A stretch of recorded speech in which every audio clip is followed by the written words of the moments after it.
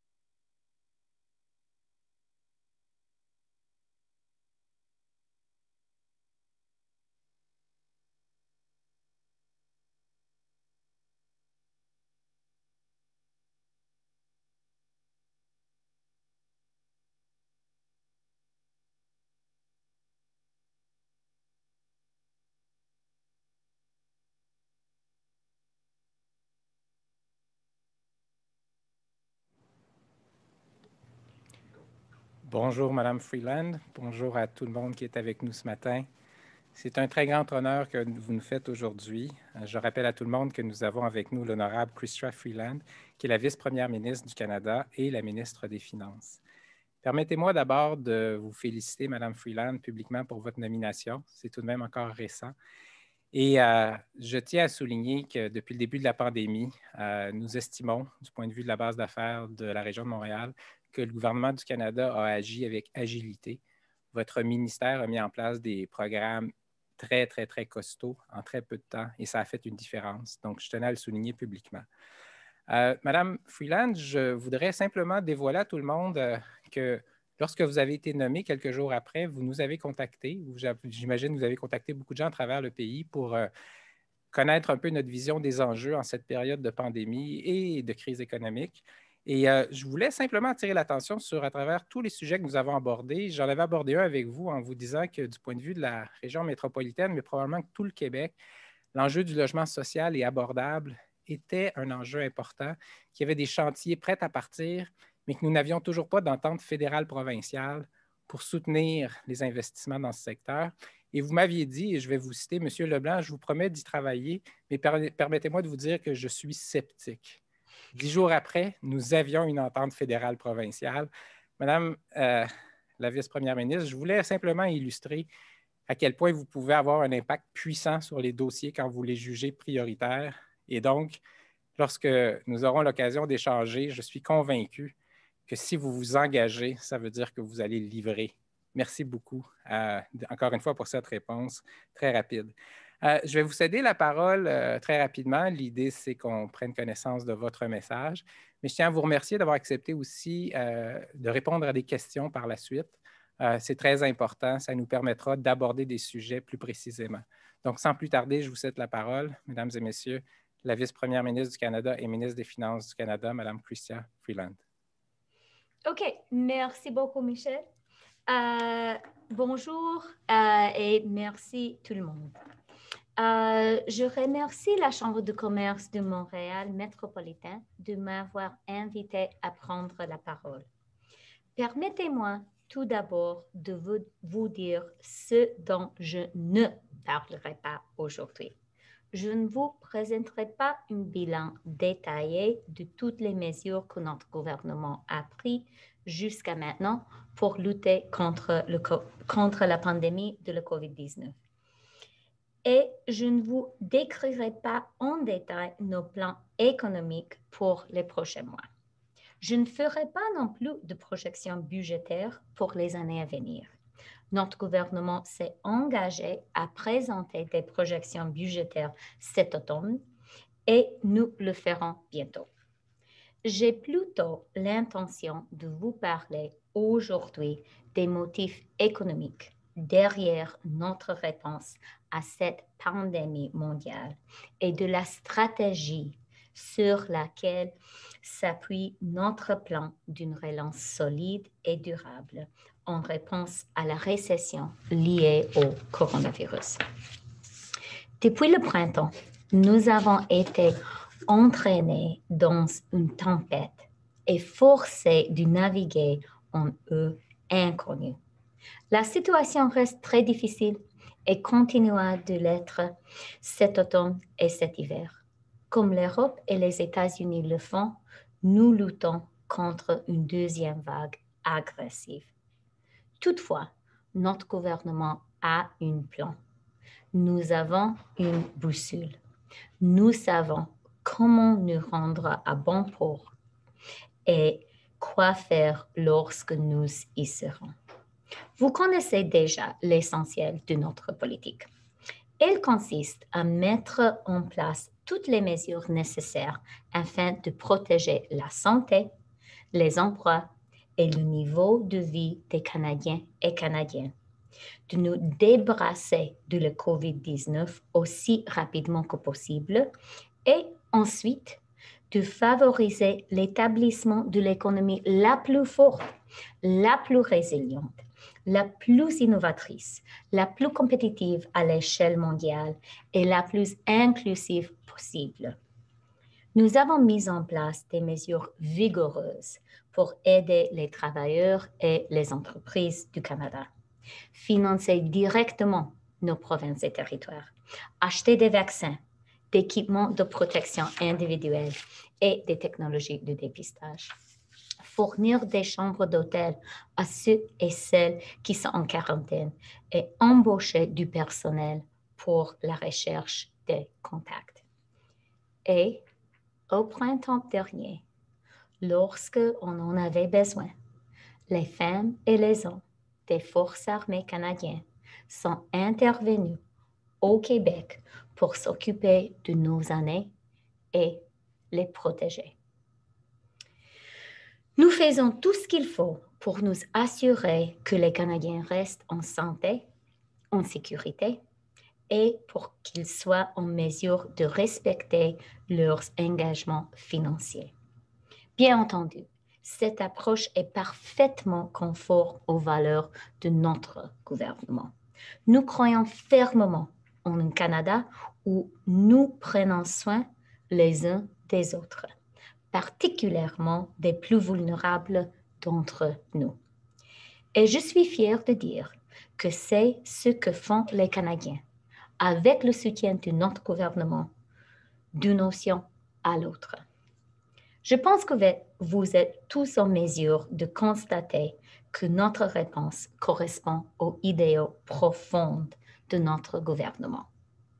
Mais j'ai l'impression que vous êtes peut-être moins convaincus de la logique économique derrière notre approche. C'est ce que je vous présenterai ici aujourd'hui. Nos politiques viennent de cœur, c'est certain, mais elles sont tout aussi motivées par un calcul économique prudent et impartial, ce qui est extrêmement important.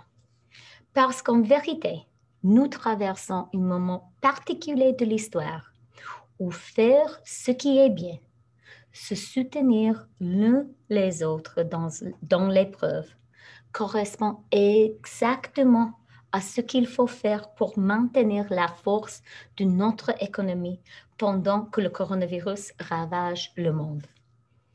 Notre premier calcul économique est le plus simple. Lutter contre le coronavirus coûte cher. Les soins médicaux, l'équipement de protection individuelle, les médicaments, les vaccins, les tests de dépistage et la recherche des contacts coûtent de l'argent. Et la lutte contre le coronavirus comporte également un coût secondaire, un coût encore plus élevé.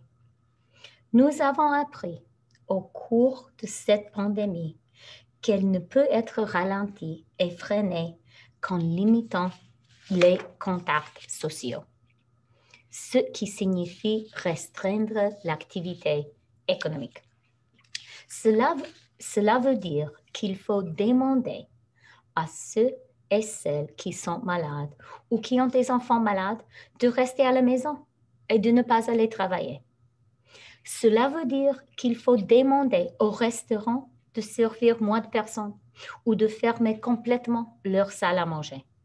Cela signifie qu'il faut limiter les déplacements transfrontaliers, même à l'intérieur de notre propre pays. Maintenant, si on voulait se faire l'avocat du diable, on pourrait dire que ces restrictions économiques n'ont pas nécessairement à venir alourdir le budget fédéral. Selon certains, le fardeau de la pandémie pourrait reposer principalement sur les épaules des personnes directement touchées. Ce serait, je suppose, une solution où chacun tenterait de se débrouiller par soi-même comme il le peut. Mais cette notion ne tient pas la route face à la réalité, comme le plan de bataille d'un général lorsqu'il entre en contact avec l'ennemi.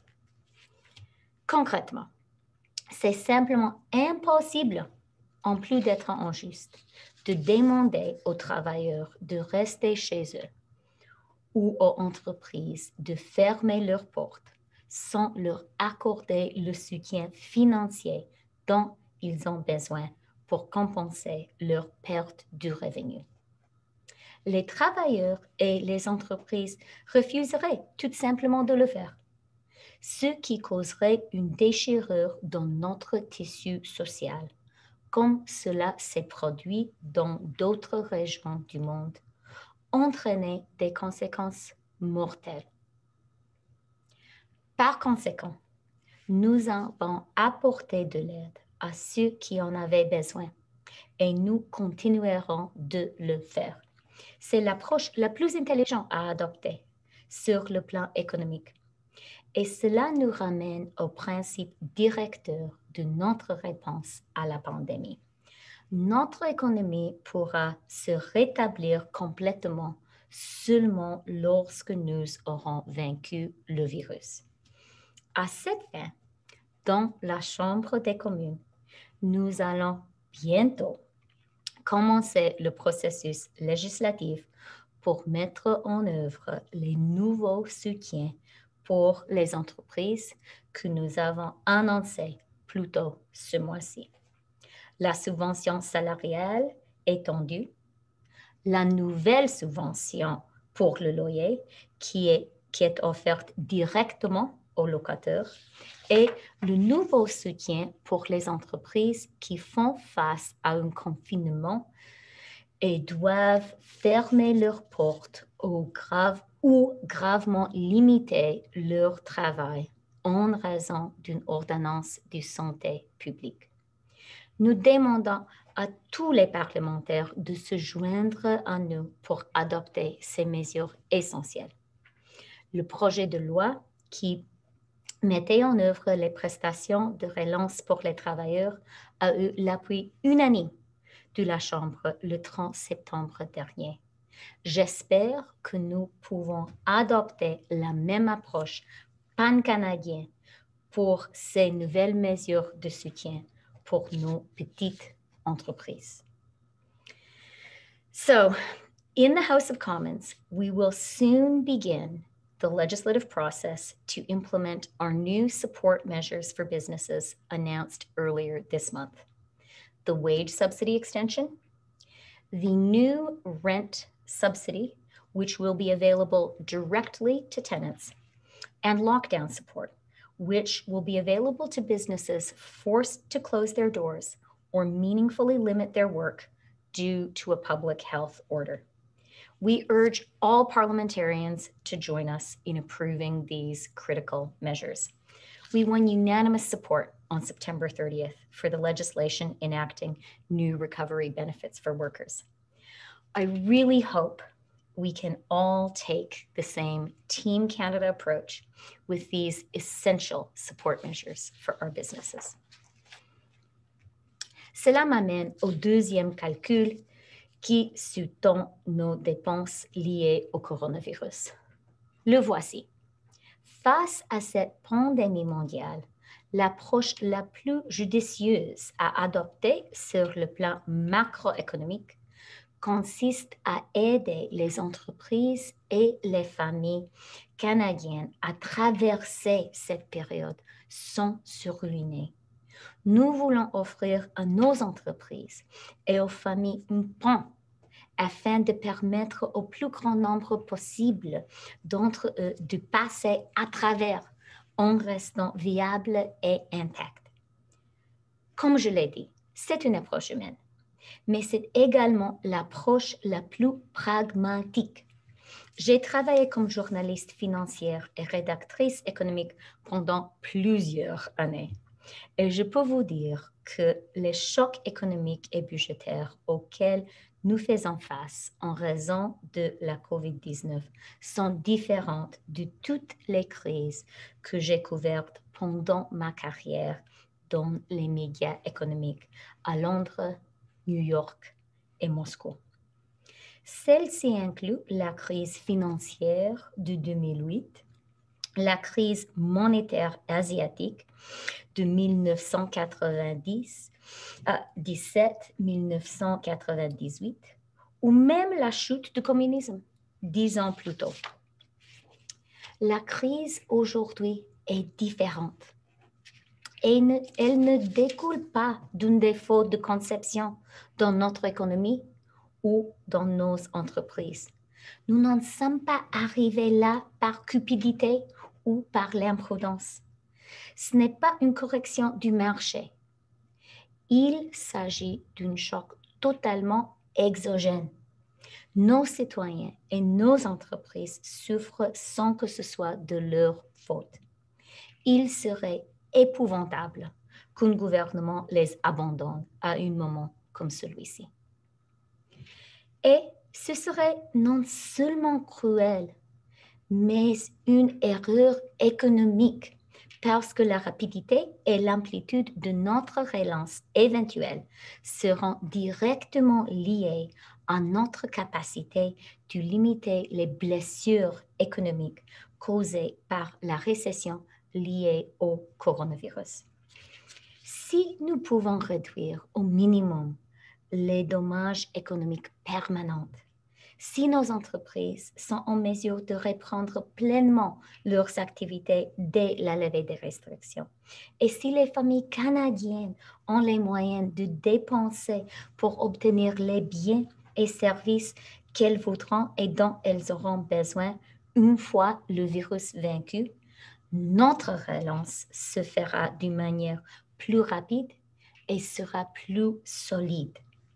C'est la leçon que nous avons apprise de la récession de 2008, où trop de pays, y compris le nôtre, ont vu leur relance entravée par les dommages subis durant le déclin économique et ralentis par un resserrement budgétaire prématuré dans les années qui ont suivi. Pour que le petit restaurant familial ou le fabricant de taille moyenne revienne plus fort, il doit d'abord survivre à l'hiver. Les propriétaires doivent être capables de payer le loyer. Ils doivent conserver leur personnel expérimenté et compétent. Pour que notre économie revienne en pleine force au printemps, nous devons faire en sorte que nos entreprises ne ferment pas définitivement leurs portes pendant les mois sombres et froids qui nous attendent. Comme l'a dit le Premier ministre, nous pouvons faire et nous ferons tout ce qui est en notre pouvoir pour limiter les pertes d'emploi et les fermetures d'entreprises et pour minimiser le déclin de l'activité économique. Ce faisant, nous faciliterons la relance du Canada une fois que nous aurons un vaccin. Mais nous savons que certains dommages sont inévitables. Après tout, ce virus a déjà provoqué la plus grave récession mondiale depuis la Grande Dépression. C'est pourquoi la limitation des dommages, qui est une condition nécessaire, est à la fois insuffisante pour une croissance future. Ceci m'amène à l'étape suivante de notre plan. Pour que notre relance soit aussi vaste, solide et complète que possible, nous devrons nous donner les moyens de nous en sortir. La façon qui nous permettra d'émerger le plus rapidement et le plus efficacement de la récession liée au coronavirus est de faire des investissements ciblés et soigneusement réfléchis à grande échelle. Ce sera la dernière tâche inscrite à notre ordre du jour, une fois que nous aurons vaincu la COVID-19. Et j'en dirai plus à ce sujet au cours des prochaines semaines.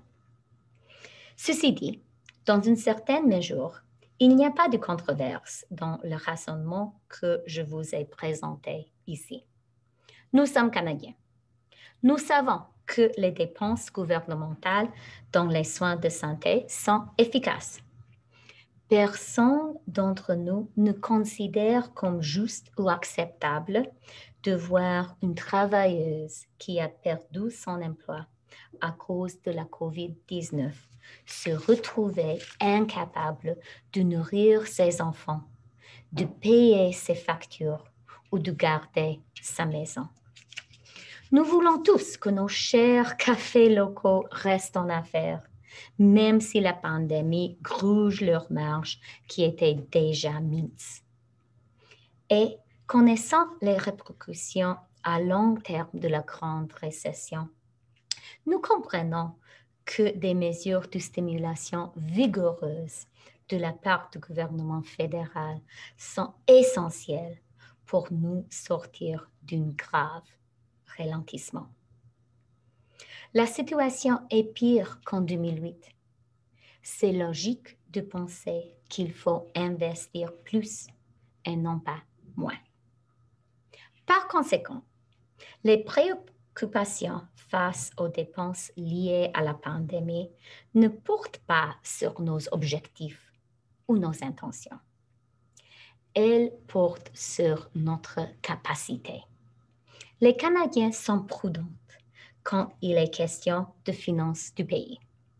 Qu'ils habitent au centre-ville ou en région, ils me posent tous la même question. Pouvons-nous nous le permettre? Je vais d'abord donner une réponse simple que je développerai ensuite.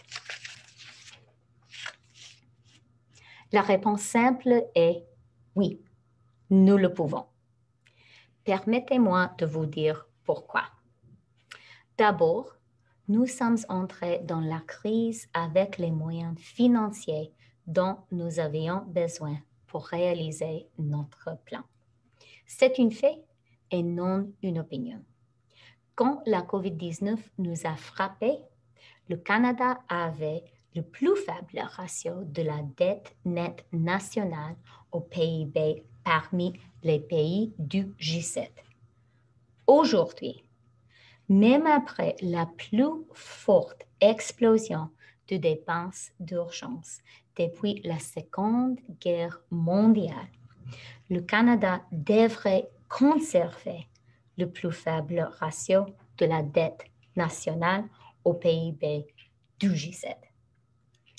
À notre solidité financière relative s'ajoute la conjoncture économique mondiale.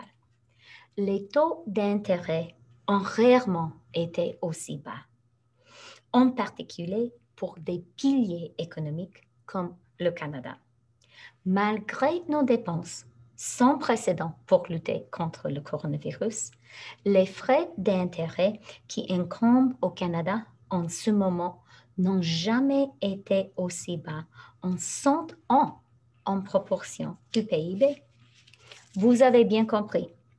Au cours du dernier siècle, on n'a jamais payé aussi peu d'intérêt sur notre dette par rapport à la taille de notre économie. Pour mettre les choses en perspective, en 1995, les frais de service de la dette du Canada en pourcentage de PIB étaient de 6%.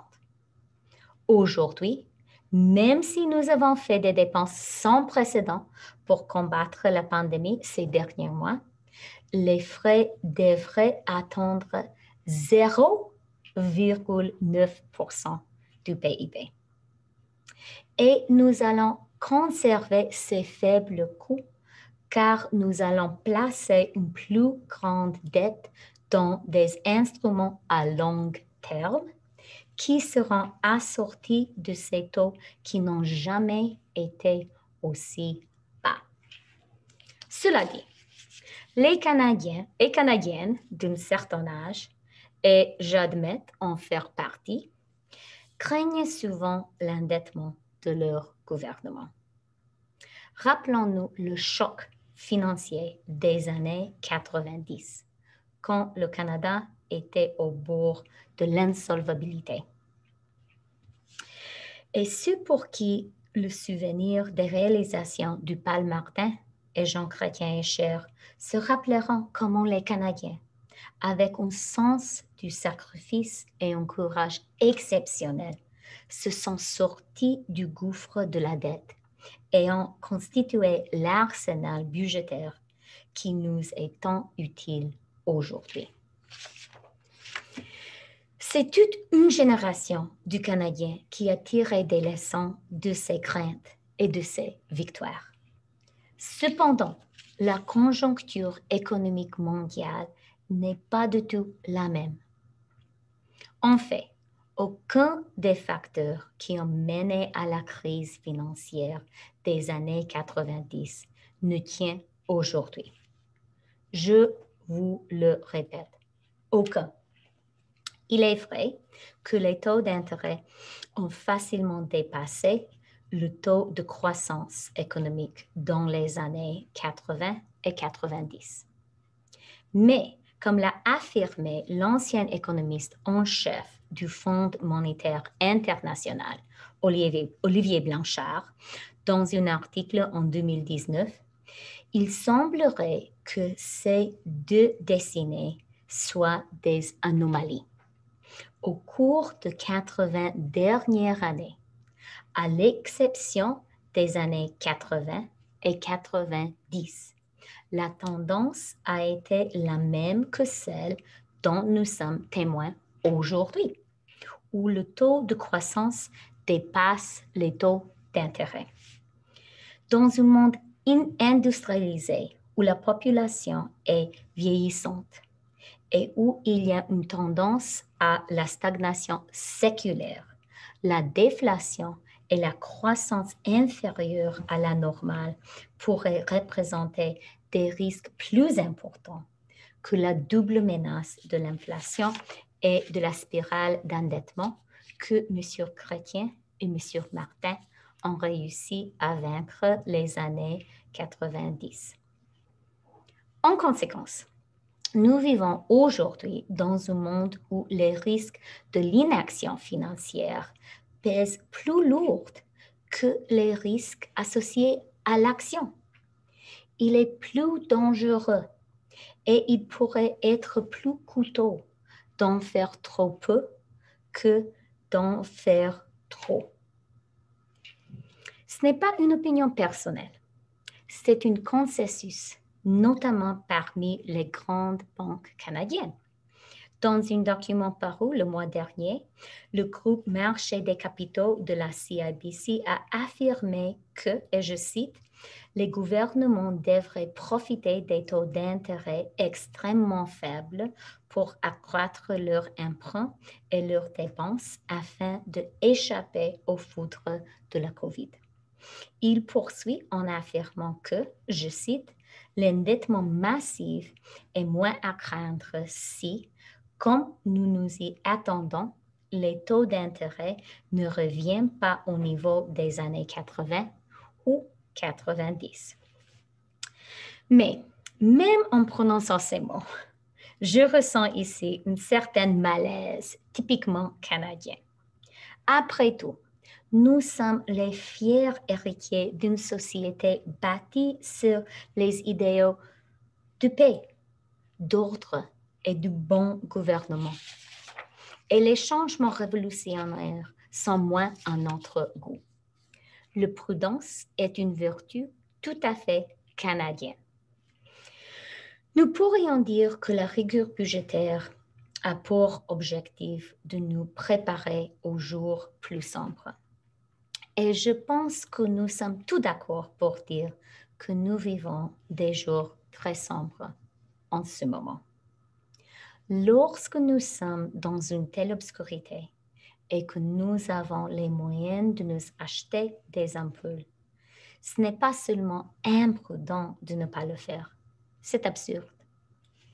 Cela étant dit, permettez-moi de faire une mise en garde importante.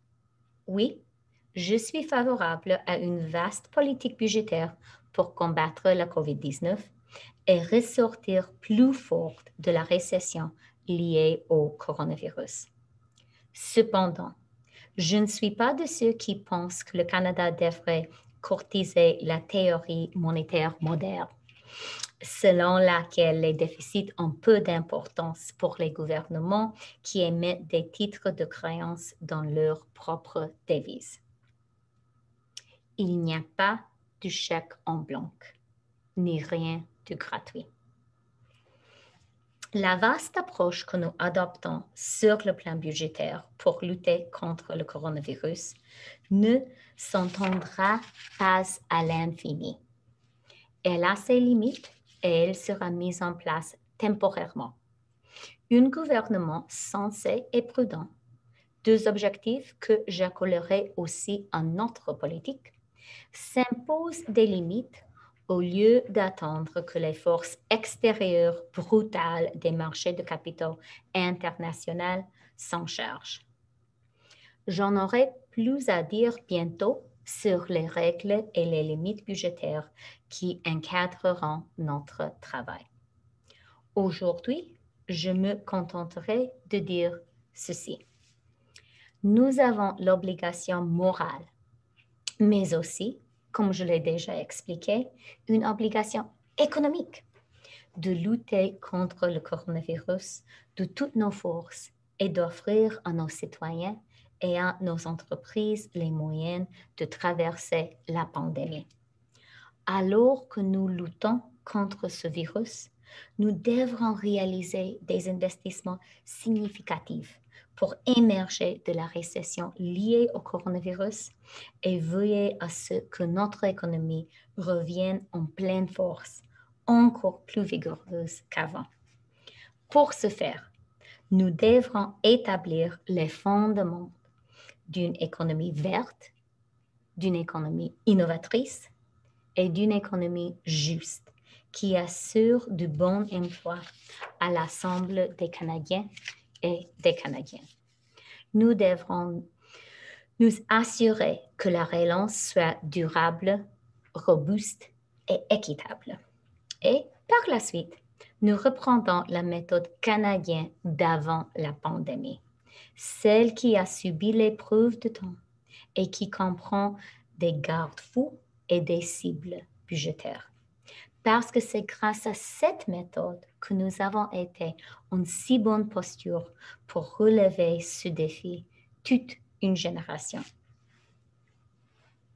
Aujourd'hui, pour aider mon argumentaire, j'ai cité des faits historiques et des études économiques. Cependant, nous luttons contre le coronavirus depuis plusieurs mois. Alors, nous commençons à avoir des données de base pour savoir ce qui donne de bons résultats sur le plan économique et ce qui n'en donne pas. Et la bonne nouvelle, c'est que l'intervention du Canada contre la COVID-19, que ce soit les mesures de santé publique, le soutien aux provinces et territoires, ou les programmes économiques d'urgence qui aident les travailleurs et les entreprises ont favorisé une rebond prometteur, mais inégale, sur le plan de l'emploi. Il y a quelques semaines, des économistes de la Banque nationale du Canada ont constaté que la croissance de l'emploi au Canada dépasse celle des États-Unis, l'économie internationale avec laquelle nous entraînons les liens les plus étroits. Je vais conclure en replaçant nos discussions dans un contexte international. Il y a 2 semaines, les réunions de FMI et de la Banque mondiale ont eu lieu. Bien entendu, cette année, elles se sont tenues virtuellement. 2 choses m'ont frappé pendant ces réunions. D'abord, un consensus clair s'est dégagé. Pour les pays qui peuvent se permettre d'emprunter et de dépenser, l'heure n'est pas aux demi-mesures. Les ministres des Finances du monde entier étaient d'accord pour dire que les risques que l'on court en retirant le soutien trop vite seraient plus grands que les dangers associés de trop grandes dépenses. Ensuite, il est largement reconnu à l'échelle internationale que les taux d'intérêt étant près de zéro, la politique monétaire est à court de munitions. Nous devons donc nous tourner vers la politique budgétaire pour nous sortir de cette récession en favorisant la croissance. Il y a une génération, faire preuve de prudence signifie réduire considérablement les dépenses publiques. Aujourd'hui, la prudence exige que nous soutenions nos citoyens et nos entreprises alors qu'ils luttent contre cette pandémie, afin qu'ils puissent la traverser et finalement profiter de la période de relance qui suivra. Il convient de noter que les principaux promoteurs d'une vaste politique budgétaire en 2020 ne sont autres que les économistes à l'œil aiguisé de FMI, qui autrefois étaient les grandes prêtres de l'austérité. On peut lire ce que suit dans un article publié dans le Financial Times, saluant ce tournant historique. Et je cite, « Le coronavirus a entraîné des perturbations économiques d'une ampleur jamais vue depuis la Seconde Guerre mondiale. Comme ce fut le cas après 1945, des investissements de l'État sont nécessaires pour rebâtir les économies et créer des emplois. D'après le FMI, un resserrement budgétaire prématuré au lendemain de la crise aura pour effet de nuire aux économies plutôt que de les aider à se rétablir. C'est un message qui devrait être salué et pris en compte pour les politiciens. Je n'aurais pas pu mieux le dire moi-même. C'est la leçon dont le monde doit procéder et le Canada n'en fait pas exception. Merci beaucoup. Merci, Madame la ministre. D'abord, merci pour la grande clarté de votre message et je tiens à vous féliciter encore une fois pour votre éloquence en français. C'est très apprécié. J'aurais une question d'abord qui repose sur des principes que vous avez évoqués pour expliquer le niveau de dépenses, le niveau d'investissement qui est requis. Et vous avez parlé, je pense, à travers vos principes de solidarité, solidarité entre Canadiens, solidarité envers notre base économique. Et vous avez aussi évoqué la nécessité d'être prêt à la fin de cette période difficile pour avoir une pleine relance à plein régime. Et on le sait présentement, alors que plusieurs secteurs de l'économie ont pu repartir, il y a quand même des secteurs extrêmement vulnérables. On parle de 5 de l'économie qui vit des difficultés extrêmes. Et donc, je voulais vous poser une question. Vous avez évoqué la possibilité qu'en novembre, vous allez faire d'autres annonces. Est-ce que vous êtes d'accord pour dire qu'on a besoin de stratégies d'aide sectorielle dans des secteurs, par exemple, comme le tourisme, l'aéronautique, le transport aérien? Merci pour la question.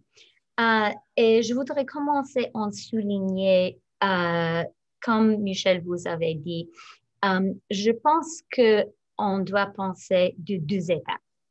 Aujourd'hui, on est dans la lutte contre le coronavirus. Et la lutte contre le coronavirus doit être notre cible principale. Et on doit comprendre, comme vous avez dit, que quand le coronavirus est toujours avec nous, quand on est dans la deuxième vague, en pleine pandémie, ce ne sera pas possible d'avoir une relance complète de l'économie. Il y a, comme vous avez dit, des secteurs, des entreprises qui, à cause du virus, ce n'est pas leur faute, ils ne peuvent pas réouvrir complètement. Et on doit comprendre ça et on ne doit pas penser qu'il y a une méthode magique pour les ouvrir quand on a le coronavirus avec nous, premièrement. Deuxièmement, une fois le coronavirus sera vaincu, ce sera nécessaire pour nous d'avoir un plan de relance, un plan pour la croissance économique. Parce que même après le fin de la bataille contre le coronavirus, on aura toujours une récession.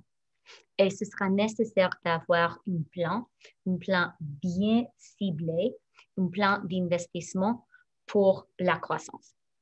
Concernant les secteurs qui sont le plus touchés par le coronavirus, on est très conscient de ça. Comme j'ai dit, une chose duquel je pense beaucoup, ce sont les secteurs qui ont maintenant des ordres de la santé publique et qui sont fermés à cause de ça. On est des entreprises à Québec qui ont ça aujourd'hui et on a des entreprises en Ontario, en plusieurs provinces.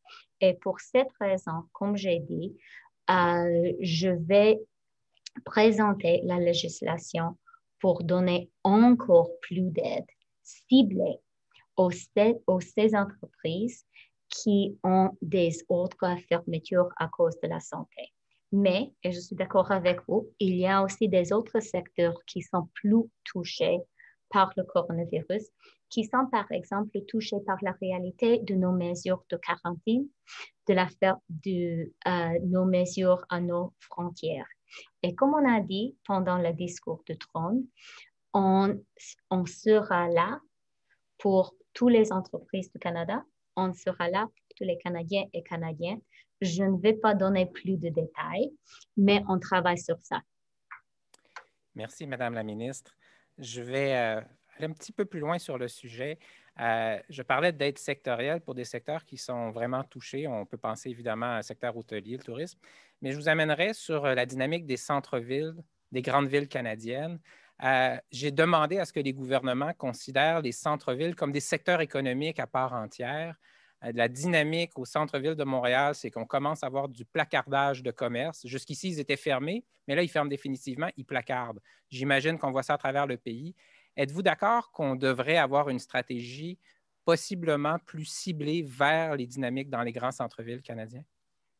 C'est une question excellente. Moi aussi, je suis députée d'une comté à centre-ville et je suis très, très consciente des problèmes des centres-villes du Canada. Et on doit être conscient que c'est aussi un effet lié directement au coronavirus et directement aux restrictions qu'on a imposées pour des raisons de la santé. Maintenant, il n'y a pas des gens qui travaillent au centre-ville et toutes les entreprises qui sont là pour servir ces gens n'ont pas de clients. C'est la réalité aujourd'hui. C'est une des raisons pour lesquelles les mesures que j'ai décrites dans mon discours, la législation qu'on va présenter bientôt aux chambres des communes pour aider les entreprises avec le loyer est si importante. C'est un grand changement. L'aide avec le loyer sera payée directement aux locataires. On aura le maximum sera 65% de loyer qui sera payé et encore 25% pour les entreprises qui ont des restrictions additionnelles à cause de la santé publique.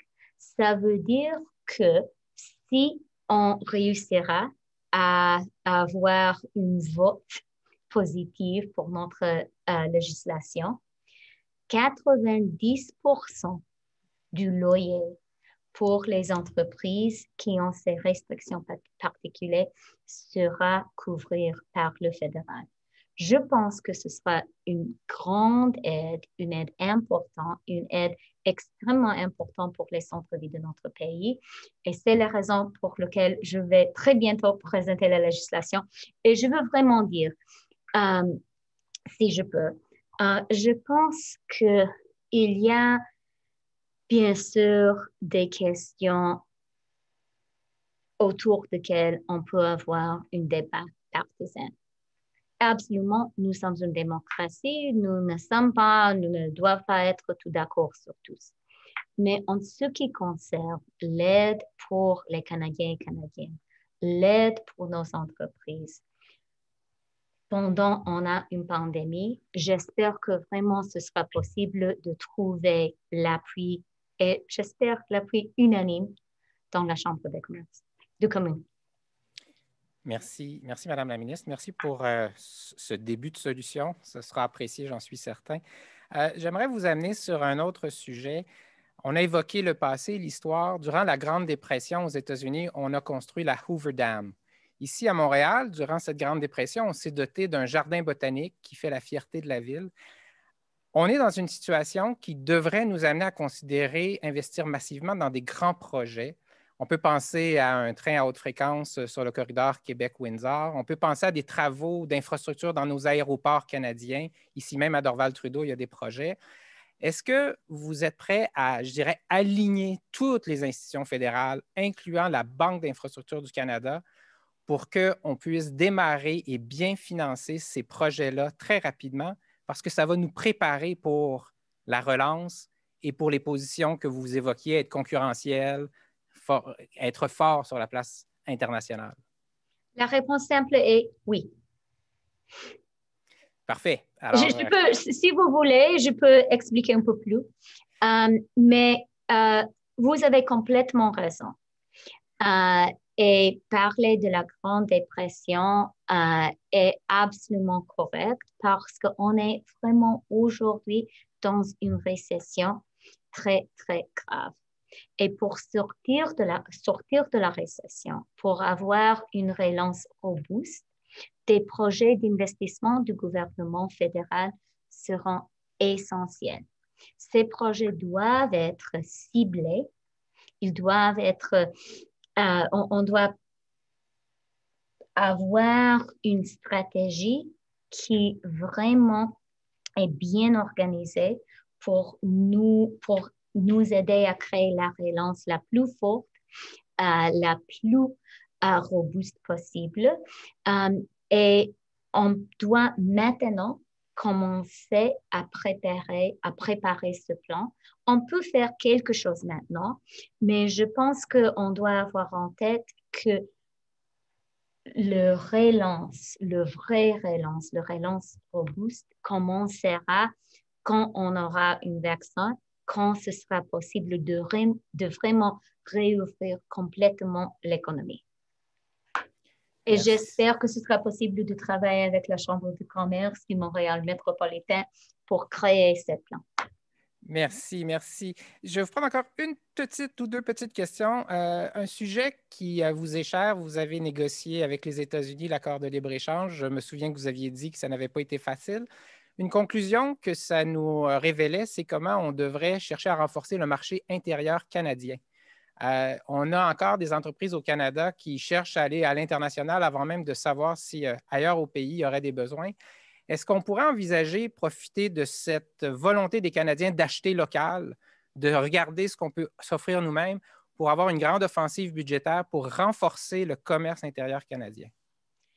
C'est une question excellente et je suis complètement d'accord avec l'idée. On doit le faire et je suis très contente avec votre question parce que ça signifie qu'il y a vraiment l'appui autour du pays pour une approche comme cela. Je pense que c'est ce que les Canadiens veulent. Et je vais ajouter une chose. Nous avons parlé de une relance économique qui est inégale autour du pays. Il y a des secteurs qui aujourd'hui ont une relance complète, mais il y a aussi des secteurs qui n'ont pas une relance, qui ne peuvent pas travailler vraiment. Et ce sont en général les secteurs des services, du tourisme, de la hospitalité, etc. Ce sont des secteurs où on peut, en tant que Canadiens et Canadiennes, nous pouvons aider ces secteurs avec notre consommation. Et je sais que ce n'est pas absolument possible aujourd'hui. C'est difficile d'aider les secteurs de tourisme quand il y a des restrictions du voyage dans notre pays. C'est difficile d'aider nos restaurants quand on ne peut pas manger dans les salles à manger. Mais je pense qu'une importante partie de notre plan de relance doit être encourager les Canadiens et Canadiennes de dépenser ici, chez nous. Et si vous avez des idées comment on peut le faire, je suis à l'écoute. Parfait, Madame la ministre. On va vous acheminer ça à vous et à votre équipe. Peut-être une dernière question, la plus facile de toutes. Nous sommes à quelques jours des élections aux États-Unis. Je le sais. Et quoi qu'il arrive, les échos qu'on a, c'est que si c'est une victoire démocrate, c'est quand même un parti politique qui, historiquement, est un peu protectionniste. On a vu les positions de M. Trump vis-à-vis du commerce international, mais je rajouterais une autre donnée qui est la situation tendue avec la Chine, qui est pourtant un joueur majeur dans l'économie internationale. Alors, je vous pose la question comme ministre des Finances, êtes-vous inquiète pour l'avenir ou la situation de notre commerce international alors que c'est tellement important pour notre économie? Je suis d'origine slave, alors je suis fataliste et je suis toujours inquiétée. Et je pense que c'est une bonne approche, surtout pour une ministre des Finances. En même temps, je pense que le Canada a démontré dans les 4 ans qu'on a vécu, que nous comprenons comment trouver l'avantage pour notre pays, même dans un monde plus protectionniste que jamais dans notre vie. Vous avez raison, Michel, que c'est une situation difficile. C'est une situation difficile pour le Canada. Nous sommes un pays qui est ouvert au monde. Nous sommes un pays qui a beaucoup des entreprises qui sont prêtes au libre commerce. Nous avons des entreprises fortes. Et pour le Canada, en général, une atmosphère internationale protectionniste, c'est difficile pour nous. Mais je pense que notre gouvernement, et je dirais l'équipe Canada, a déjà démontré que nous savons comment trouver des solutions vraiment excellentes pour le Canada, même dans un monde si difficile. Et on continuera de faire ça. Madame la ministre, je vous remercie énormément. D'abord, d'avoir choisi la Chambre de commerce pour venir échanger et venir tenir vos propos. J'ai pris bonne note et j'avais des gens qui écoutaient. On va vous acheminer plein de suggestions. On veut tous réussir ensemble. Encore une fois, je vous remercie et je vous dis à bientôt. OK. Merci beaucoup pour la discussion et j'espère que ce sera possible de discuter en personne. Oui, avec plaisir. Au revoir. OK. Merci à tout le monde. Bonne fin de semaine. Merci. Vous aussi.